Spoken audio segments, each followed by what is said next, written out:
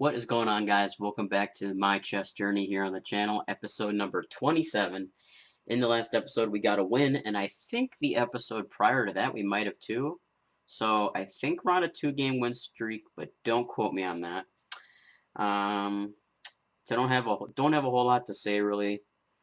Pre-game, I haven't had a whole lot of time to play. I've been busy with a lot of stuff, but we'll try to get the win today. But more importantly, just have fun playing chess at the end of the day. That's what's most important. So let's get on into it here. And we'll see if we get white or black. Looks like we'll get white it is. I don't know if we played white last time. We might have.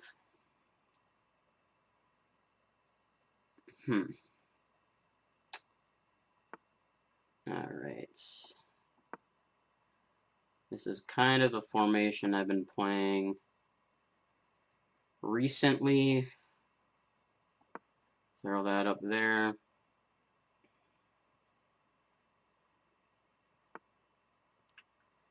And throw that up there. Put pressure on that.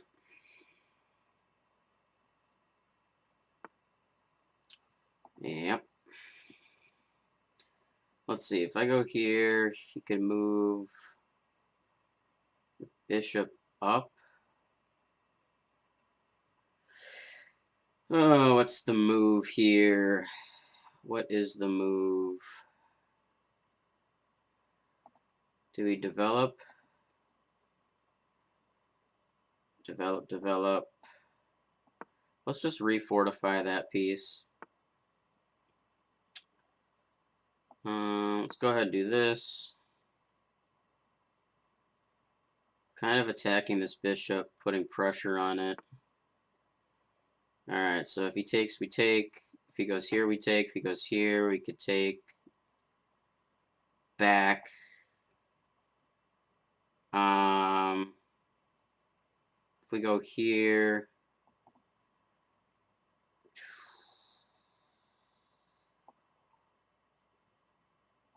I'm gonna actually go here because I can check the king. Yeah, I can check the king here, and then I can take the rook for free. So that should help. Unfortunately, I don't know why it's not letting you guys see the pieces down here, but kind of is what it is. We can check them again, and we could probably take that bishop up there is what I'm thinking.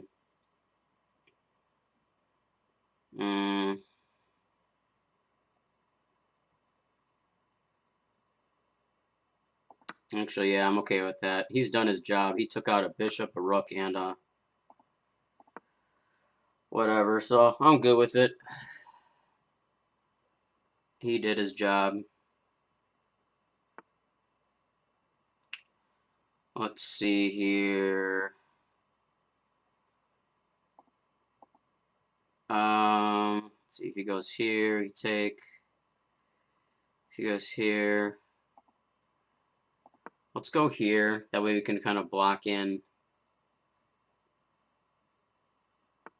a knight. All right.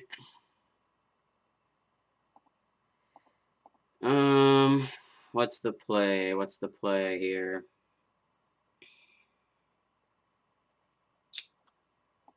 What is the play? If we bring the queen here. Oh wait, we can't do that. Let's do this. Okay, if he takes that, we're good. If he takes that, we're good. If he takes that, we're fine.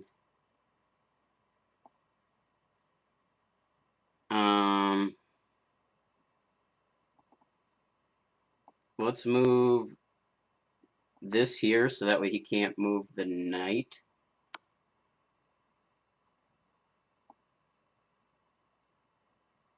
That's fine.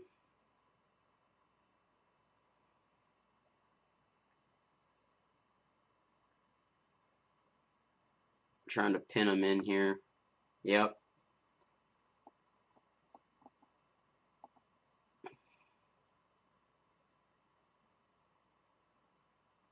Alright. I almost missed it, guys, but don't worry. I got it. I got it. I almost missed it. I got it, though. Don't worry. Don't worry. We'll take that. Yep. Take that. And now we simply just start checking the guy to death. And actually, the best maneuver here would be to start promoting our pieces. Can't go here, can't go here. Actually, let's double defend.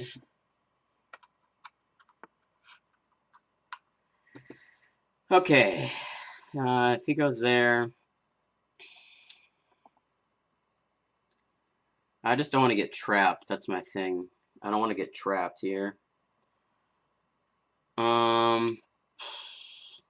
If he brings the rook over,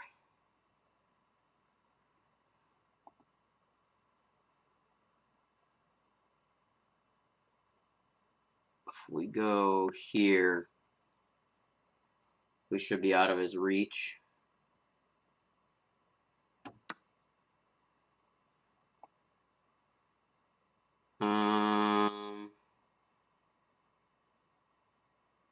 Yep, take back. We'll keep this row blocked.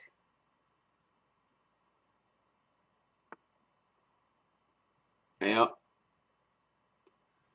So now we can move the pawn. Could also just trade rooks, which actually I'm okay with doing that.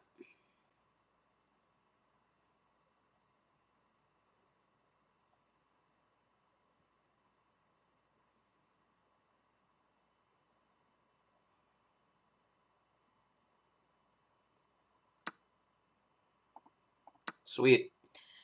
Alright, should just be a matter of time now until we get this. So he can't go here, can't go here, can't go here, can't go there.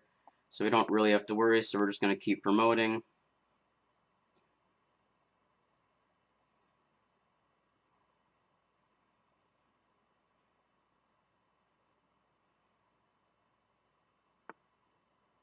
Yep. Take that for free. And why this guy hasn't quit yet, I don't know. There we go. All right, we got the win, baby. See, I almost screwed up, and I almost didn't take his queen. That would have been very sad if I had missed that, because I had the option to either take his knight with my bishop, or to take his queen with my rook. I'm surprised he kind of just gave me that there, but hey. I remembered. I was like, wait a minute, let's take a look. So we got it to go here. So we got another win, which puts us either at 2 or 3 in a row, which is fantastic, considering we were on that bad losing streak for a while. So maybe we're finally starting to get some mojo back here. We're also kind of taking more of our. I'm taking more time, I've noticed, to actually look at stuff. To look at moves, kind of, because I don't know if you've noticed, like, my time clock is kind of getting used up more, but I feel like I'm spending less time thinking about what move to make, but I'm using the time instead to see what options are available. Like, I'm assessing more of, like, what my opponent is doing and less of, like, what I'm doing. I'm just kind of responding to what they're doing. And it seems to be paying off here. As we can see, we had a 75.6% accuracy. That's pretty good for us. Opponent played with a 65.5% accuracy. Neither of us had any brilliant moves. We had 2 great moves. They had 1. We had 11 best moves. They had 5. We had 0 mistakes. They had 4. We had 0 misses. They had 0. And we each did have a blunder, though, so I'll be interested to see what our blunder was. Yeah, we're playing a great game. We're playing at 1150 level for us. That's great. Opening accuracy is 81. Solid. Middle game, 38. It was kind of bad, but once again, our end game accuracy was fantastic at 90. And like I said in, I believe the last video, and maybe even the video before that, I pride myself on my end game. If I can get you in the end, like if I can get a decent setup in the end game, I feel very confident that I'm going to win. That's why as soon as we took that guy's queen, I felt fantastic, and especially once he decided to trade rooks with me, that sealed it for sure. But if I can get you down to like just your rook and a pawn and a couple pawns, like I feel pretty confident in my ability to clean up. So it's nice to see that my endgame ability is holding strong. So with that, let's get into the review here because I want to see what our blunder was. Everything is normal theory. Um, looks like they wanted us to take a free pawn on, what is this, c7. So yeah, this is true. We could have. I just like to.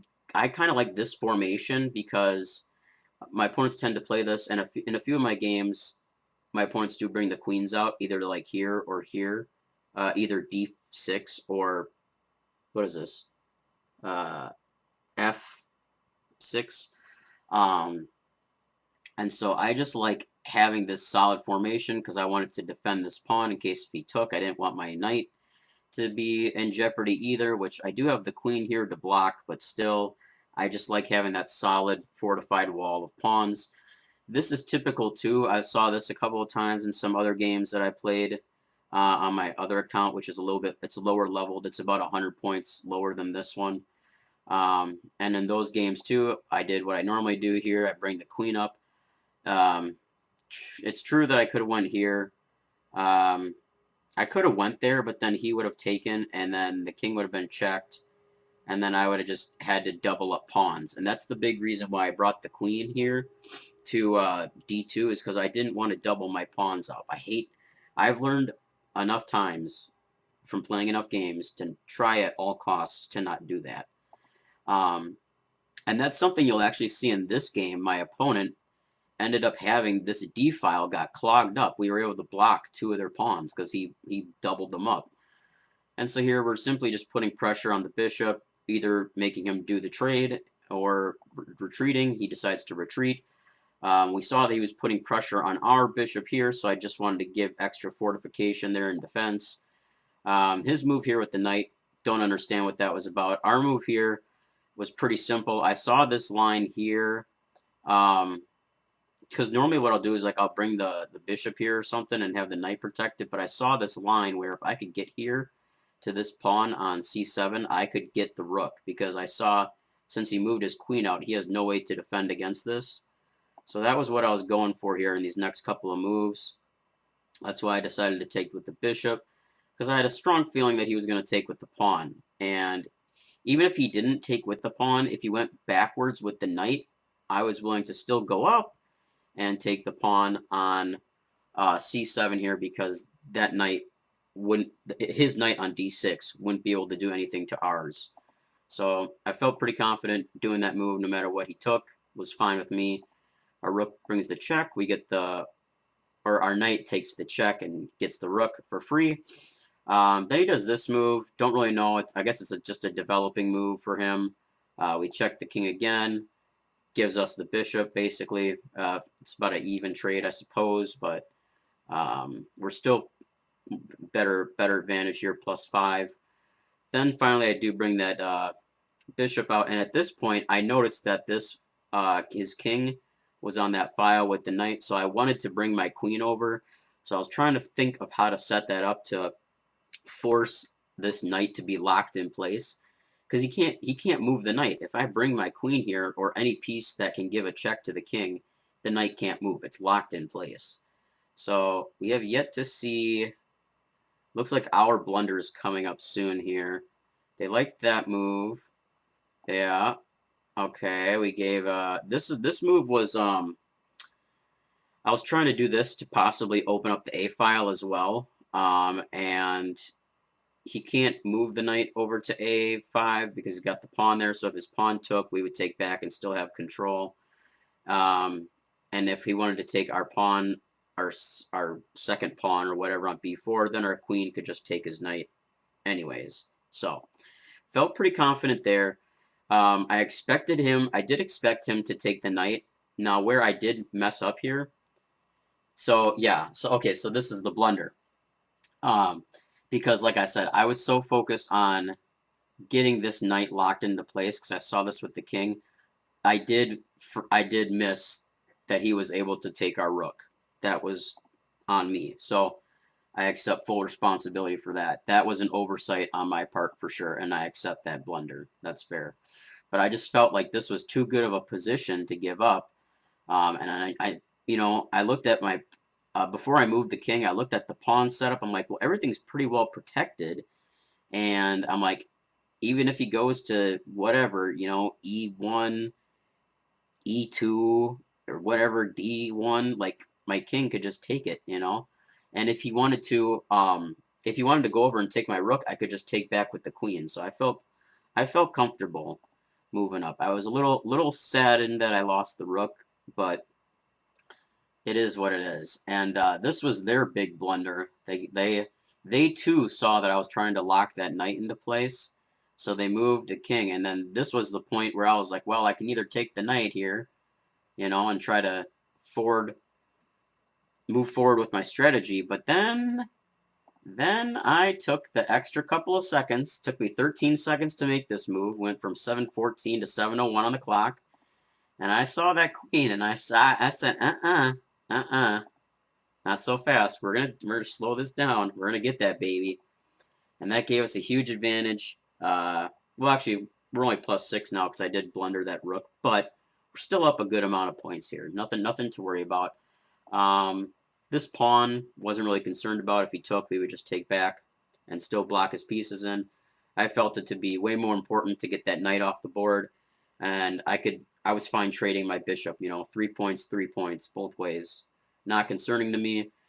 Moving the queen up to forward advance our objective here, putting pressure on the king. And here we finally do take that pawn that's been sitting there, completely opening up that A file for both of our pawns to possibly promote. Here he's bringing the knight over. Don't know what he was trying to do here. I guess just a developing move, perhaps. Trying to attack this pawn was what I was thinking, which is why I moved my other pawn from C2 to C3 just to defend it. He moves it back, and like I said in the game here, I was just trying to figure out a good position I could put myself in that wouldn't trap me between the knight and the rook, because I had a gut feeling that he was bringing that rook over to C8 because he was gonna try and do some shenanigans where my queen would get forked, and I didn't want to deal with that. So he does eventually move that pawn up. I go back, continuing to block in his doubled up pawns. And sure enough, he does bring that castle, the rook, over to C8, which is what I had a feeling he was going to do. And he wanted me to probably take it with my queen, but then he would take back with the knight, and we would be in a very annoying endgame, but I could still get through it, I'm sure. So here at this point, I felt it perfectly comfortable to trade rooks. The evaluation bar agrees as well, so we did that. And this just puts me way ahead. I'm +8 now. My pawn formation here is super solid. Everything's defended. Doesn't matter where his knight goes. And we're just free to constantly move our pawns up here and promote if necessary. But yeah, our opponent, I don't know. I don't know why they didn't decide to move any of these pawns up. Maybe they just decided to accept defeat, but for some reason they went there with the knight, and it's a free knight, so why am I not going to take that? And they resigned. So there really isn't too much I thought to learn from in this video, other than the fact that I did hang my rook. That's the only thing. Because my opening accuracy was like 81, 84%, and my endgame accuracy was 90. So the middle game was a little rough. It was about 40%, but even though it was 40%, like I feel like I played pretty solid overall. Like I don't see a lot of issues with my game today that I played other than that rook. So it is what it is, boys. We got another dub. Add it to the record, and I'll see you guys in episode 28 next time, all right? You guys have a great rest of your day.